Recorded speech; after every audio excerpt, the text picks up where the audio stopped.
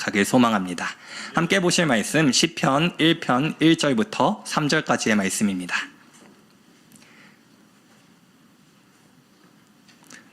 네, 다 찾으신 줄로 알고 저와 여러분이 한 목소리로 봉독하도록 하겠습니다. 시작. 복 있는 사람은 악인들의 꾀를 따르지 아니하며 죄인들의 길에 서지 아니하며 오만한 자들의 자리에 앉지 아니하고 오직 여호와의 율법을 즐거워하여 그의 율법을 주야로 묵상하는도다. 그는 시냇가에 심은 나무가 철을 따라 열매를 맺으며 그 잎사귀가 마르지 아니함 같으니 그가 하는 모든 일이 다 형통하리로다. 아멘. 오늘 함께 나눌 말씀은 여러분 굉장히 많이 들어보셨던 말씀일 것 같습니다. 저는 이 말씀에 대해 아픈 추억이 있습니다. 어떠한 추억이냐면 옛날에 여름 성경학교에 갔었던 적이 있었는데요. 과거 여름 수련회만 가면 꼭 밥 먹기 전에 암송을 시킵니다. 시편 1편 1절부터 보통 2절 단골처럼 계속 나오는, 그래서 복 있는, 앞에가 비슷비슷하잖아요. 그래서 그것 때문에 밥을 조금 늦게 먹었던 안 좋은 추억들 조금 있는데, 신앙생활을 하시던 분들은 모두 다 이 말씀은 너무나도 익숙한 말씀일 거예요. 복 있는 사람은 어떠한 사람입니까? 쿡 찌르면 악인들의 꾀를 따르지 아니하는 사람, 죄인들의 길에 서지 아니하는 사람, 오만한 자의 자리에 앉지 아니하는 사람. 긍정으로 바꾸면 여호와의 율법을 즐거워하는 사람, 그리고 여호와의 율법을 밤낮으로 묵상하는 사람. 그런데 여러분, 이 말씀을 볼 때 이건 하나는 질문해 보아야 합니다. 이 말씀은 복 있는 사람이 되기 위한 조건입니까? 아니면 복이 있는 사람을 살펴보니 이러한 모습이 있다입니까? 복 있는 사람의 조건인가? 아니면 복 있는 사람을 살펴보니 이러한 특징이 있는 것인가? 네, 오늘은 이 내용에 대해서 깊게 한번 묵상해 보도록 하겠습니다. 만약 1편에 말하고자 하는 내용이 복 있는 사람의 조건이라면, 복을 받으려면 이렇게 살아야 되고 이렇게 행해야 한다고 하면 이 말씀은 우리에게 너무나도 잔인한 말씀이 될 것입니다. 우리는 의지가 너무 연약하고 우리의 눈은 끊임없이 악을 향하고 있으며 또 악을 행하지 아니하더라도 여호와의 율법을 날마다 묵상하긴 너무나도 어렵습니다. 만약 20년간 어떤 사람이 악인의 꾀도 쫓지 않고 죄인의 길에 서지도 않고 오만한 자의 자리에 앉지도 아니하고 날마다 율법을 묵상했다 가정을 해봅시다. 그런데 21년 차에 실패했어요. 그러면은 이 사람은 복을 받을 수 있는 사람입니까? 없는 사람입니까? 아마도 하나님의 기준에는 한 번의 그 흠 때문에 복이 없는 사람이 될 것입니다. 이것은 복 있는 사람이 되기 위한 조건이 아니라 복 있는 사람을 살펴보니 이러한 특징을 보이더라 라는 말씀으로 이해하는 게 적절합니다. 시편 1편은 계속해서 이렇게 말씀합니다. 복 있는 사람을 바라보니 이러한 특징이 있다더라. 복 있는 사람을 살펴보니 주야로 하나님의 말씀을 묵상하는도다. 하나님의 말씀을 즐거워하는도다. 오늘 그런데 여러분과 함께 살펴볼 내용은 너무나도 많이 살펴본 1, 2절의 내용이 아니라 3절의 내용입니다. 3절에는 이렇게 기록되어 있습니다. 화면에 띄워주시면 함께 읽어보도록 하겠습니다. 시작. 그는 시냇가에 심은 나무가 철을 따라 열매를 맺으며 그 잎사귀가 마르지 아니함 같으니 그가 하는 모든 일이 형통하리로다. 아멘. 그는 시냇가에 심은 나무가 철을 따라 열매를 맺는 것과 같다. 어떠한 사람이요? 복이 있는 사람이요. 그런데 우리가 너무나도 익숙하게 읽는 이 성경이 사실 원문으로 찾아보거나 히브리어로 보면 의미가 조금 달라집니다. 여러분, 시냇가 하면 어떤 생각이 나세요? 뭔가 계곡에서 이렇게 물이 졸졸졸졸 흐르고 또 주변엔 뭔가 수풀이 우거진 것 같고, 그런데 이스라엘은 우리와 물에 대한 상식이 다릅니다. 만약에 우리가 생각하는 것처럼 물이 계속 흐르는 곳, 그런 곳을 이스라엘에선 강이라고 합니다. 요단강 보면요, 항상 흘러요. 그런데 건기에는 깊이가 한 1m밖에 안 되더라. 우기에는 한 3, 4m가 되더라 라고 하면서, 우리가 사실 1m밖에 안 되는 곳을 우리는 강이라고 하지 않잖아요. 그런데 이스라엘은 그런 곳이 강입니다. 그럼 시내는 어떤 곳입니까? 건기에는 물이 말라서 없고 우기에는 흐르는 곳. 1년 내내 물이 흐르면 강이고요. 1년 내내 중에 건기에는 말라있고 우기에는 물이 흐르면 시내입니다. 그러면요, 시냇가에 심은 나무 어떻게 될까요? 네. 8개월 동안 물을 못 받으면요. 그 나무는 말라 비틀어집니다. 그러면 시냇가에 심은 나무가 잎사귀를 무성히 낸다? 상식적으로 뭔가 이상하다. 우리는 발견해내야 됩니다. 히브리어에서는 강을 히브리어로 나하르라는 단어를 쓰고요. 아까 말한 시내를 와디라는 단어를 씁니다. 그런데 오늘 본문에는 팔개라는 단어를 쓰였습니다. 팔개가 뭐냐면요. 인공수로입니다. 농사 질 때 예루살렘이 워낙 고지대다 보니까 빗물이 고이지 않습니다. 그러면 물을 저장할 길이 필요하고요. 누군가 농업용수를 공급하기 위해 수로를 파야 됩니다. 혹시 수로가 뭔지 모르시는 젊은 분들 없으시죠? 네, 농사 짓기 위해 이렇게 물길을 내는 것들, 그 근처에 심은 나무이기 때문에 형통할 수 있는 거다라고 오늘 본문을 이해하면서 내용을 살펴보도록 하겠습니다. 그는 시냇가에 심은 나무가 철을 따라 열매를 맺는다. 그 잎사귀가 마르지 아니함 같으니 그가 하는 모든 일이 형통하다. 시냇가에 심은 나무는 누군가 계속해서 관리한다라는 것을 암시합니다. 왜냐하면 농업용수거든요. 누군가 주인이 그 근처에 심어놓은 거고요. 누군가 그걸 끊임없이 관리하기 때문에 잎사귀가 무성하고 열매까지 맺을 수 있다. 제가 말을 너무 빨리 했나 봅니다. 힘드네요. 네, 조금만 천천히 하겠습니다. 오늘 읽은 본문뿐만 아니라 성경은 여러 부분에서 이스라엘 백성들을 나무로 비유하기도 하고 하나님을 그 나무를 관리하는 농부로 비유합니다. 우리가 시편 104편 16절을 함께 읽어보도록 하겠습니다. 시작. 여호와의 나무에는 물이 흡족하며 곧 그가 심으신 레바논 백향목 들이로다. 하나님의 나무에 물이 흡족한 이유가 무엇일까요? 계속해서 하나님께서 가꾸시고 물을 공급하신다. 그리고 이러한 나무는 항상 건강하게 자랄 겁니다. 혹시 말라 비틀어진다면 그것은 나무 책임이 아니라 하나님 책임이겠죠. 시편 80편 8절부터 11절도 비슷한 맥락을 그리고 있습니다. 제가 읽겠습니다. 주께서 한 포도나무를 애굽에서 가져다가 민족들을 쫓아내시고 그것을 심으셨나요? 화면엔 좀 띄워주셨으면 좋겠어요. 주께서 그 앞서 가꾸셨으므로 그 뿌리가 깊이 박혀서 땅에 가득하며 그 그늘이 산들을 가리고 그 가지는 하나님의 백향목 같으며 그 가지가 바닥까지 뻗고 넝쿨이 강까지 미쳤거늘. 시편 80편에는 주께서 한 포도나무를 애굽에서 뽑아다가 민족들을 쫓아내시고 그것을 심으셨다고 이야기하십니다. 8절에 기록된 이 사건은 무엇을 의미합니까? 하나님께서 애굽에서 이스라엘 백성을 뽑아다가 하나님의 땅 가나안에 심으셨다라는 이야기를 담고 있는 것입니다. 출애굽한 이스라엘 백성이 가나안 땅에 들어가는 여정을 말하고 있는 것입니다. 애굽이라는 토양에 살던 나무는 어떠한 특징을 가지고 있겠습니까? 애굽이라는 토양에서 애굽의 영양분을 먹었을 것입니다. 애굽물을 마시고요. 애굽 기후에 가장 잘 맞는 형태로 나무가 자라갔을 것입니다. 애굽 토양에서 살기 최적화된 나무가 있었는데 하나님은 그 포도나무를 뽑으셔서 어디다 심으셨냐면 자신의 포도원, 자신의 땅에 심으셨습니다.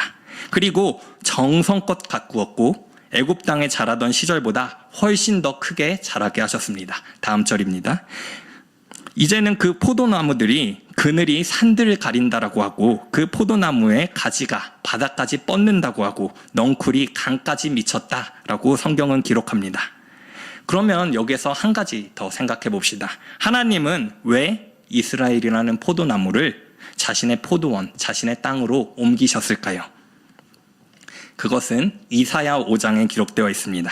이사야 5장에는 포도원의 노래라는 글이 적혀 있는데 이사야 5장 1절, 2절 한번 틀어주시면 감사하겠습니다.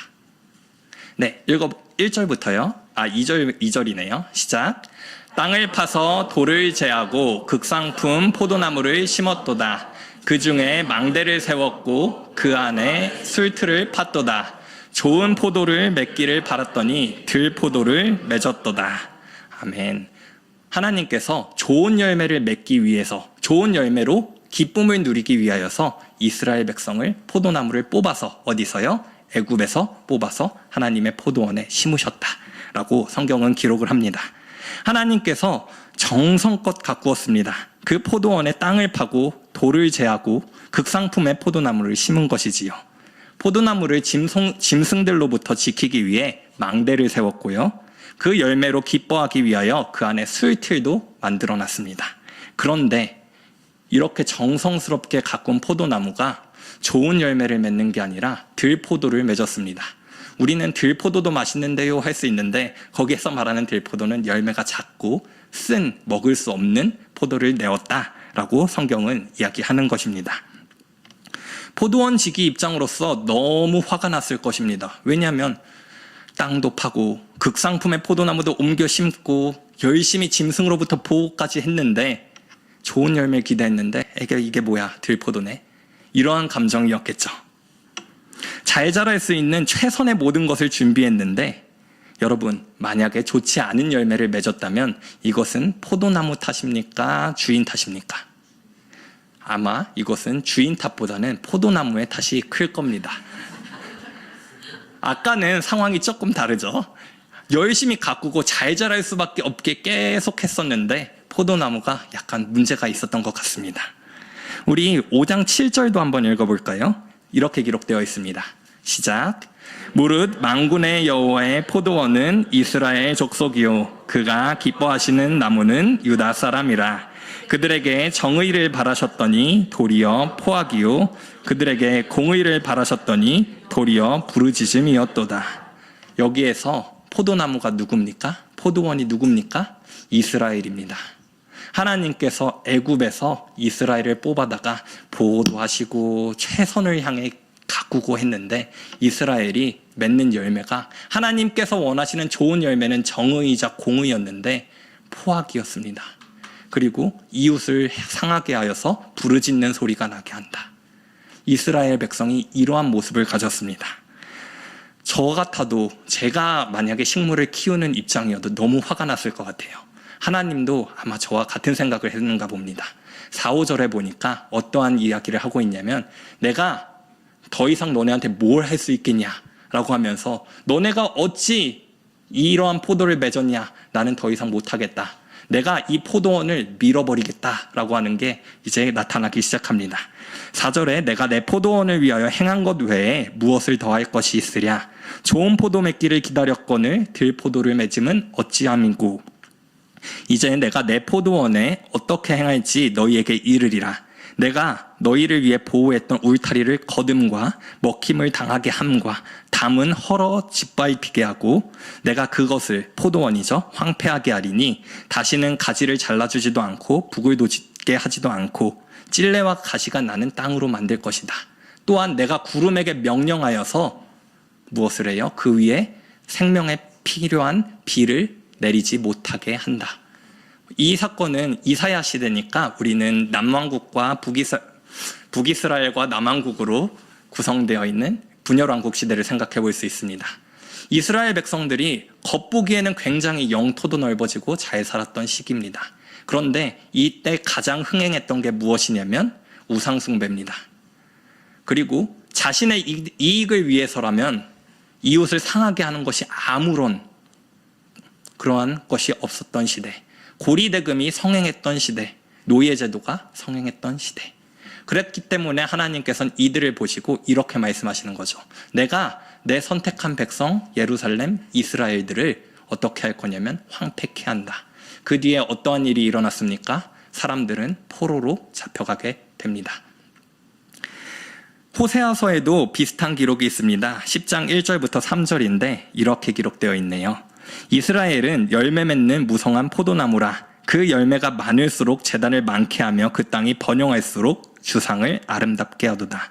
하지만 그들이 두 마음을 품었으니 이제는 벌을 받을 것이라. 하나님이 그 재단을 쳐서 깨뜨리시며 그 주상을 허시리라.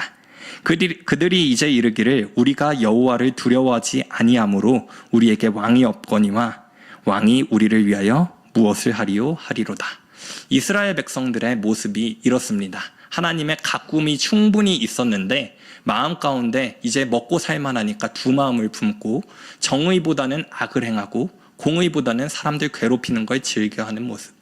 현대를 살아가는 우리들도 만약에 하나님이 없다면 정도의 차이는 있을 수 있으나 이것과 비슷한 삶의 모습을 보이게 될 것입니다. 사실 눈 한 번 딱 감으면 얻을 수 있는 이 세상의 이득이 얼마나 많습니까? 대학생 같은 경우에 시험지 컨닝 한 번 하면 학점 하나가 오르고, 성인 같아도 이제 여러 가지 자세한 예화는 생략하도록 하겠습니다. 여러 가지 우리가 상상할 수 있는 악이 너무나도 많을 텐데, 내 정욕에 내 몸을 한번 맡겨버리면 내게 너무나도 큰 쾌락을 줄 텐데, 이러한 삶 가운데 이스라엘 백성의 현재 모습은 그것을 선택했다. 하나님의 말씀을 선택한 것이 아니라. 하나님께서는 포도나무를 아무리 잘 가꾼다 해도 희망을 바라볼 수 없기 때문에 그들 안에 뿌리 깊게 심겨진 죄의 DNA가 좋은 열매를 못 맺게 하기 때문에 하나님의 말씀이 주어져도 오히려 그 말씀을 이용해서 악을 행하는 이스라엘 백성을 보고 틈만 나면 하나님 바라보는 것이 아니라 우상만을 바라보는 그 이스라엘 모습을 참을 수 없었습니다. 그래서 그들을 포로로 보냈지만 하나님께서는 그들을 포기한 것은 아니었다라는 사실을 우리는 기억해 보아야 합니다.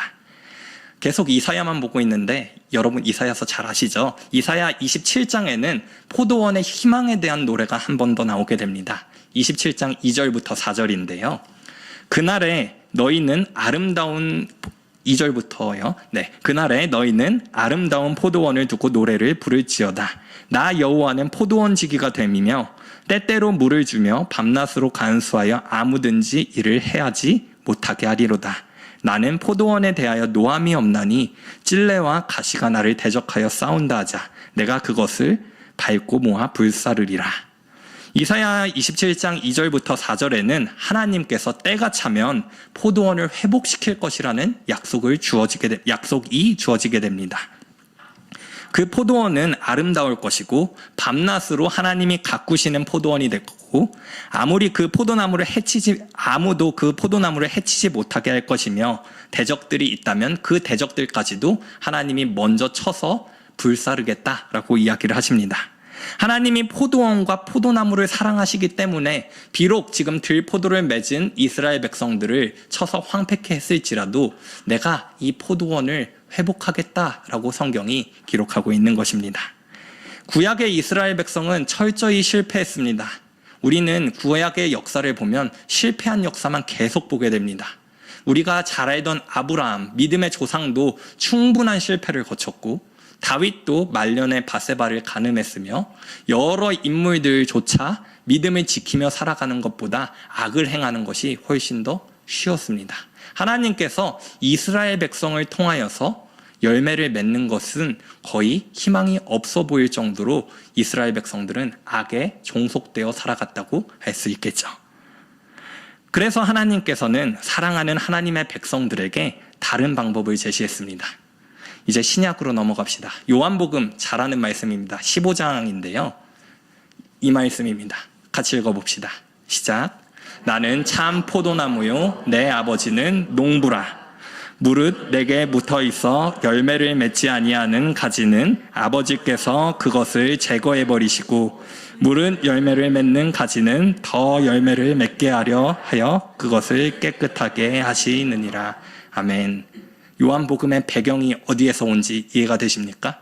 구약부터 실패한 이스라엘 백성을 이제는 예수님께서 포도나무로 오셔서 이제는 과거에 이스라엘 백성이 나무가 되었을 때는 그들이 실패했는데 이제는 실패할 수 없는 예수님이 나무가 되어주신다라는 말씀입니다. 하나님께서 생각하신 방법, 구약시대의 이스라엘 백성이 포도나무 그 자체였다면 이제는 하나님의 아들 예수님이 삼위일체 하나님 그 자신이 포도나무가 되어주셔서 지속적으로 관리를 받았음에도 악한 열매를 맺었던 죄악의 나무였던 이스라엘 백성 대신 죄라고는 눈꼽만큼도 찾아볼 수 없는 그분이 나무가 되어주신다라는 말씀입니다.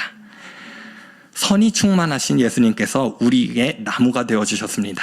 그리고 이스라엘 백성은 그 나무에 붙어 있음으로 열매를 맺게 하였습니다. 계속해서 읽어봅시다. 15장 4절부터 6절입니다. 시작. 내 안에 거하라. 나도 너희 안에 거하리라. 가지가 포도나무에 붙어있지 아니하면 스스로 열매를 맺을 수 없음 같이 너희도 내 안에 있지 아니하면 그러하리라. 나는 포도나무요 너희는 가지라. 그가 내 안에 내가 그 안에 거하면 사람이 열매를 많이 맺나니 나를 떠나서는 너희가 아무것도 할 수 없음이라. 사람이 내 안에 거하지 아니하면 가지처럼 밖에 버려져 마르나니 사람들이 그것을 모아다가 불에 던져 사르리라. 이제 하나님의 백성들은 예수님께 붙어 있음을 통하여 열매를 맺습니다. 비유에서 설명하듯이 가지는 스스로 열매를 맺을 수 없습니다. 그렇다면 우리는 여기서 가지는 어떻게 하면 나무에 붙어 있을 수 있는가? 다른 말로 하면 하나님의 백성인 우리는 어떻게 하면 예수님에게 붙어 있을 수 있는가를 살펴보아야겠죠. 5절에는 사람이 예수님 안에 거하면 된다고 이야기를 합니다. 예수님 안에 거하는 방법, 성경은 끊임없이 어떻게 말합니까? 사람이 노력하면 예수님에게 붙을 수 있습니까? 아니요. 성경이 말하는 것은 하나님이 하나님의 백성을 예수님 안에 거하게 하신다라는 것입니다. 인간이 노력한다고 해서 예수님에게 붙을 수 있다면 그것은 구원이 인간 손에 달린 것이나 마찬가지입니다. 하나님이 먼저는 1차적으로 예수님 앞에 붙일 수 있는 사람들을 놓으시는 겁니다. 그런데 반대로 그렇게 하나님에게 모든 것을 다 맡겨버리지는 않습니다. 하나님께서는 이스라엘 백성에게 마땅한 요구 또한 하시는데요. 하나님의 말씀을 통해 예수님을 아는 자, 예수님을 믿는 자가 어떻게 돼요? 나무에 붙을 수 있다라고 성경은 이야기를 하죠. 주권은 하나님께 있습니다. 하지만 인간의 책임도 분명하게 있다라는 사실입니다. 하나님이 하나님의 백성을 예수님 안에 거하게 하시는 것을 잘 살펴볼 수 있는 본문은 골로새서에 있습니다. 1장 13, 14절입니다. 읽어봅시다. 시작. 그가 우리를 흑암의 권세에서 건져내사 그의 사랑의 아들의 나라로 옮기셨으니 그 아들 안에서 우리가 속량 곧 죄사함을 얻었도다. 아멘. 우리가 사랑의 아들의 나라로 들어갔는데 여기에서 인간이 무엇을 하셨습니까? 무엇을 했습니까? 없습니다. 하나님께서 아들의 나라로 옮겼다. 그리고 그 안에서 우리가 속량, 죄사함을 받았다. 이렇게만 보면 모든 것이 하나님의 영역 같지만 아까 말했듯이 포도나무에 붙어 있는 것은 인간의 역할도 있습니다. 다 읽진 않겠는데요. 제가 15장 8절부터 11절 내용 가운데 너희는 열매를 많이 맺으면 내 아버지께 영광을 받으실 것이요 너희는 내 제자가 되리라. 아버지께서 나를 사랑하신 것 같이 나도 너희를 사랑하였으니 나의 사랑 안에 거하라. 내가 아버지의 계명을 지켜 그의 사랑 안에 거하는 것 같이 너희도 내 계명을 지키면 내 사랑 안에 거하리라. 우리가 사랑 안에 거하는 방법이 기록되어 있습니다. 우리가 아버지의 계명을 지키는 것, 하나님의 말씀을 지키는 것, 하나님의 말씀을 지켜 행하는 것, 하나님의 말씀이 불합리해 보일지라도 그 길을 따라가는 것이 우리에게 필요하다고 성경은 기록을 합니다. 하나님이 원하시는 것은 구약시대나 신약시대나 동일합니다. 구약시대에선 하나님께서 정의와 공의, 이웃사랑, 하나님 사랑과 이웃사랑 이 두 기둥을 따라가기 원하셨다면 신약시대도 마찬가지로 그 길을 따라가기를 원하시는 것입니다. 다른 말로 하면 하나님의 백성의 삶의 열매를 통해 성품의 열매를 통해 하나님을 기쁘시게 하는 것이 우리에게 필요하다라는 말씀을 하고 있는 것입니다. 제가 오늘 성경 본문을 너무 많이 준비했나 싶기도 한데 우리 갈라디아서 5장도 한번 읽어봅시다. 갈라디아서 5장에는 우리가 맺을 수 있는 열매에 대해 이야기를 합니다. 오직 성령의 열매는 사랑과 희락과 화평과 오래 참음과 자비와 양성과 충성과 온유와 절제다. 이 같은 것을 금지할 법이 없다. 라고 이야기를 하는데요. 우리는 이 본문을 보면 또 본능적으로 이렇게 생각합니다. 내가 삶에서 사랑의 열매를 맺어야겠다. 희락의 열매를 맺어야겠다. 우리는 흔히 그렇게 생각을 하거든요. 그런데 아까 우리가 열매를 맺는 방법은 무엇이었습니까? 포도나무에 붙어 있는 것. 가지가 붙어 있으면 열매를 많이 맺나니 이것을 잘 기억해야 됩니다. 그리고 이 본문의 원문을 살펴보면요. 호 카르포스 투 푸뉴마토스 하기오라고 되어 있는데 성령의 열매가 직역하면 성령님이 맺으시는 열매입니다. 그러니까 성령의 열매는 우리가 맺을 수 있는 게 아니에요. 우리가 예수님의 말씀에 붙어 있고 하나님의 말씀에 붙어 있으면 우리가 그 말씀의 조명하심을 받아서 우리가 어떻게 되냐? 점점 삶이 변해가고 성품이 변해가고 우리 삶 가운데 예수님의 사랑이 나타나고 예수님의 모습이 드러나겠다. 그런데 이 모습을 나타나게 하려면 어떻게 해야 돼요? 예수님께 붙어 있어야 되고 예수님 안에 거해야 한다. 예수님 안에 거하는 거 어떻게 해요? 그의 율법을 잘 지킨다. 그게 사랑 안에 거하는 방법이다. 그리고 진짜 또 읽기 민망하네요. 빌립보서 1장 11절 봅시다. 네, 예수 그리스도로 말미암아 의의 열매가 가득하여 하나님의 찬송이 되기를 원하노라. 여기에서도 뭐라고 이야기합니까? 우리가 의의 열매가 어디서 와요? 잠깐만 틀어주세요. 네, 예수 그리스도로 말미암아 인간의 능력으로 열매를 맺을 수 있는 게 아니에요.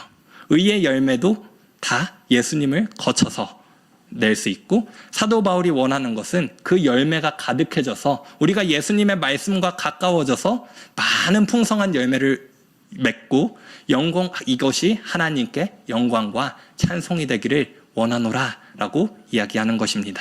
그럼 이제 오늘 읽었던 본문으로 돌아갑시다. 복 있는 사람은 악인들의 꾀를 따르지 아니하고 죄인들의 길에 서지 아니하고 오만한 자의 자리에 앉지 아니한다 했습니다. 그리고 이 뒤에는 원래 전치사 하나가 붙어 있습니다. 뭐가 빠져 있냐면 왜냐하면이란 단어가 원래는 들어가야 됩니다. 이들이 이렇게 행하는 이유가 왜냐하면 그들이 여호와의 율법을 즐거워하여 그의 율법을 주야로 묵상하기 때문이다. 죄인의 길에 서지 아니하는 것, 오만한 자의 자리에 앉지 않은 것, 악인들의 꾀를 쫓지 아니하는 것이 왜냐하면 여호와의 율법을 즐거워하기 때문이다. 그의 율법을 주야로 묵상하기 때문입니다. 3절 마지막에는 무엇이라 기록되어 있습니까? 이는 그가 하는 모든 일이 다 형통하다. 이렇게 살아가는 사람이 형통하다라는 것입니다. 여러분, 우리가 함께 하나님 말씀을 즐거워하고 하나님을 알아가기에 힘썼으면 좋겠습니다. 하나님께서 성령을 통해 예수 그리스도와 하나님을 아는 것이 영생이라 분명히 말씀하셨고 이 세상의 교훈과 풍조보다 하나님의 말씀을 쫓아가는 삶이 복되다고 이야기하십니다. 그리고 우리는 낙심하지 않는 인생을 살아가야 합니다. 왜냐하면 복 있는 사람의 모습을 보았더니 그러한 특징이 나아가는 거지 이것이 복을 받기 위한 조건이 아니기 때문입니다. 저도 그렇고요. 여러분도 그렇고요. 아무리 설교를 들어도 여전히 또 죄를 지을 거예요. 죄 안 질 수 있는 사람이 있으면 좀 부럽긴 한데요. 네, 아마도 높은 확률로 죄를 지을 수밖에 없을 것입니다. 그런데 우리는 예수님께 붙어 있는 것에 힘쓰면 다시 일어날 힘을 얻을 수 있습니다. 그리고 죄 지으면 그것을 기회 삼아서 우리는 그 죄악된 그 내 경험을 발돋움해서 우리는 다시 한번 같은 상황이 벌어졌을 때 죄에서 멀어질 수 있다는 것을 기억해야 합니다. 그렇기 때문에 히브리서에서는 우리의 싸움이 우리가 살아가는 인생이 믿음의 경주와 같다. 넘어진 사람들도 있고 다시 나아갈 힘이 없어 보이는 사람도 있는데 옆에서는 경기장 주변에서 누가 보고 있냐면 천사도 보고 있고 믿음의 선조들도 보고 있다. 여러분 힘써 달려가십시오. 그것이 복 있는 사람의 길이자 하나님께서 기뻐하시는 사람의 삶입니다 라고 이야기를 하는 것입니다. 수많은 믿음의 선배들 인생 가운데 그러한 삶을 보여주었습니다. 우리 주님 또한 믿음의 경주를 완주하기까지 우리와 늘 함께 계실 것이고 여전히 우리 옆에 항상 계셔서 또한 내 안에 계셔서 우리의 연약한 의지를 다시 거룩함의 길로 이끌어 가실 우리 주님을 확신하시기 바랍니다. 오늘뿐 아니라 일생평생을 살아가는 동안 오늘 함께 살펴본 본문의 나무와 열매들을 생각하면서 하나님께서 우리에게 먼저는 얼마나 큰 사랑으로 대하셨고 또 우리에게 어떠한 삶의 열매를 맺게 하는 걸 원하시는지 잘 기억하며 믿음으로 승리할 수 있는 저와 여러분 되기를 소망합니다. 네, 이 시간 함께 찬양하도록 하겠습니다. 나의 안에 거하라 라는 찬양인데요. 가사를 생각하시면서 우리 함께 찬양합시다.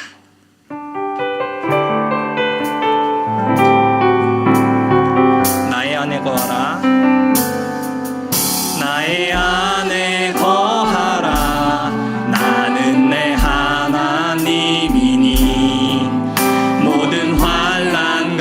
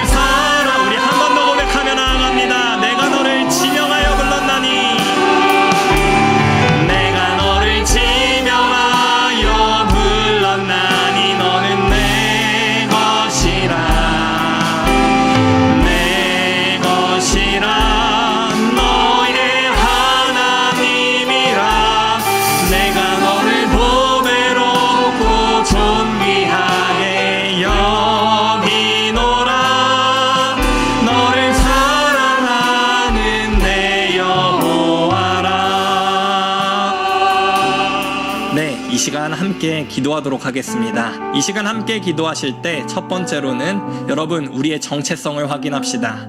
하나님, 우리는 우리의 능력으로 선한 열매를 맺을 힘이 없습니다. 우리는 우리 안에 있는 성령님의 도우심이 없으면 우리가 귀한 열매를 낼 수 없음을 고백합니다. 하나님, 우리가 하나님 안에 거하기 위해, 예수님 안에 거하기 위해 말씀을 가까이 하고 싶습니다. 하나님, 말씀을 깨닫는 지혜와 말씀을 향한 열정과 다른 유혹 앞에서 말씀을 더욱더 읽을 수 있는 의지를 허락하여 주시옵소서. 하나님의 은혜를 구하는 기도라며 나아갑시다. 다 같이 기도합니다. 사랑하는 하나님, 감사합니다. 하나님, 우리가 말씀을 통하여서 우리는 가지와 같은 존재라는 걸 배웠습니다. 하나님, 우리가 나무와 떨어졌을 때 열매를 맺지 못함을 고백하오니 먼저는 내가 내 힘으로 열매를 맺어내려고 노력하지 않도록 도와주시옵소서. 이스라엘 백성의 실패의 원인은 자신을 의지하여, 하나님을 의지하여 한 것이 아니라 자신 때문에 자신을 의지하여 했음에 있었음을 발견합니다. 하나님, 이제는 우리의 삶의 주인이 내가 아니라 하나님이 오니 하나님께서 우리의 삶을 인도하여 주시고 우리에게 그 정체성을 깨달을 수 있는 지혜로 허락하여 주시옵소서. 또한 하나님, 우리가 이제 원하는 것은 하나님, 우리가 우리의 정체성을 말미암아 더욱더 하나님이 원하시는 열매를 맺어내길 원합니다. 하나님께서 이 열매를 기뻐 받으시고 우리를 통하여서 영광 받아주시길 원합니다. 하나님, 우리를 도와주시옵소서. 하나님, 하나님께서 하실 일을 기대합니다.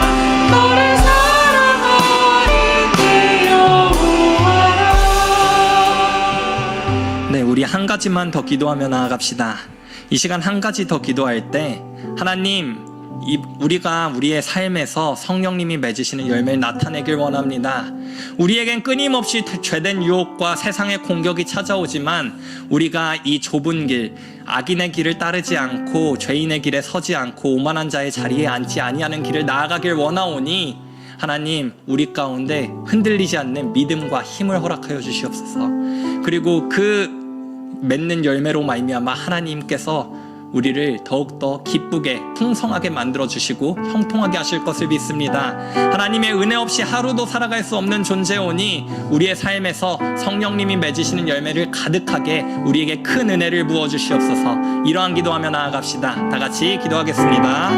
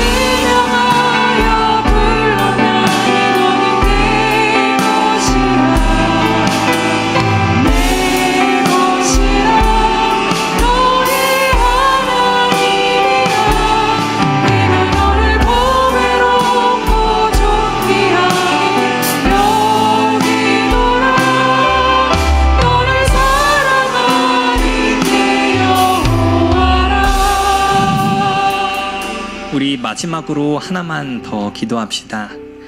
하나님께서는 이스라엘 백성을 자신의 포도원으로 옮겼습니다. 아까 포도나무는 유다 사람이야 라고 하는 말씀은 기억하시지요? 하나님께서는 우리의 신앙생활에 있어서 우리를 홀로 끌고 가시지 않으십니다. 여기에 옆에 있는 동역자들, 옆에 있는 믿음의 지체들, 함께 신앙생활하는 공동체입니다. 우리가 하나로 부름을 받았다는 것은 하나님께서 우리의 공동체를 통해 기대하시는 바가 있다는 것입니다. 이 시간 기도하실 때 우리 커맨시 교회가 더욱더 하나된 공동체 되게 하여 주시고 서로가 서로를 배려하며 함께 하나님을 알아가는 것에 힘쓰는 공동체가 될 수 있도록 은혜 베풀어 달라고 마지막으로 이러한 기도 제목 가지고 기도하도록 하겠습니다. 다 같이 기도하겠습니다.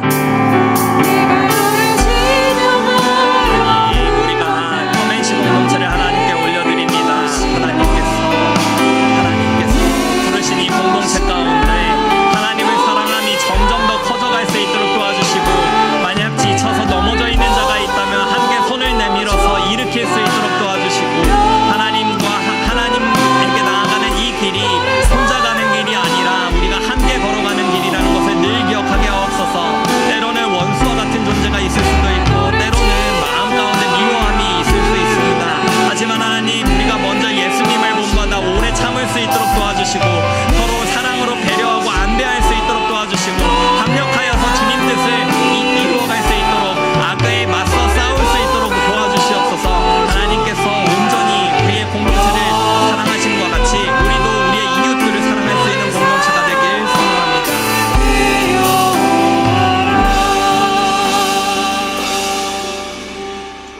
사랑하는 하나님, 감사합니다. 하나님, 우리가 많은 것을 생각해 보게 됩니다. 하나님이 얼마나 우리를 사랑하셔서 실패한 이스라엘 백성을 건지시는지, 하나님께서 얼마나 사랑하셔서 자기 자신 삼위일체 하나님께서 포도나무가 되어주시는지, 또한 우리에게 얼마나 큰 은혜를 베푸셔서 하나님으로 말미암아 열매를 맺게 하시는지, 하나님의 기쁨에 참여하게 하시는지 말씀을 읽으면 읽을수록 하나님의 사랑을 발견하게 됩니다. 하지만 그 사랑을 우리가 받은 것에서 끝내는 것이 아니라 이웃에게 전할 수 있는 믿음을 허락하여 주시옵소서. 우리가 그 사랑을 이 세상 가운데 전하며 악한 세상 가운데 그래도 빛과 소금의 역할을 감당하며 썩어지지 않는 역할을 할 수 있게 하여 주시고, 더 나아가서 우리의 믿음의 이 작은 전달 하나가 누군가에는 주님의 부르심이 되어 예수 그리스도를 믿는 지체가 더욱 더 많아지게 하옵소서. 하나님, 우리 안에 공동체를 위해도 기도합니다. 우리의 각자 역할은 다르게 부름받았으나 우리가 주님을 사랑하고 하나님을 사랑하는 마음은 같으오니, 우리가 약한 지체가 있다면 함께 손을 잡고 일으키게 하여 주시고, 넘어진 자가 있다면 기다릴 수 있도록 도와주시고, 이제는 우리가 함께 악을 물리치고 하나님께 나아갈 수 있는 귀한 공동체 될 수 있도록 은혜 베풀어 주시옵소서.